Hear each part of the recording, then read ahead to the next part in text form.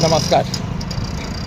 भंडारा जिल्हा येथील कार्यक्रम संपवून आता आपण पोचलो आहे अकोला शहरामध्ये आणि आज सायंकाळी 7 वाजता जवळजवळ 5,000 माता भगिनींच्या समोर होय विषय आहे बाप समजावून घेताना.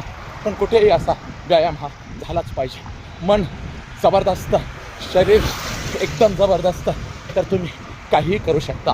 हो, आणि माझ्या मित्रांनो लक्षात घ्या, पैशाने आमिष दाखवून माणसं विकत घेता येतात, पण जर माणुसकी आणि प्रेम विकत घ्यायचं असेल तर निष्ठा लागते, संघर्ष लागतो, चारित्र्य लागतं. होय, पैशाने माणुसकी आणि प्रेम कधीच विकत आपण घेऊ शकत नाही. म्हणून मित्रांनो संघर्ष करा, संघर्ष करा.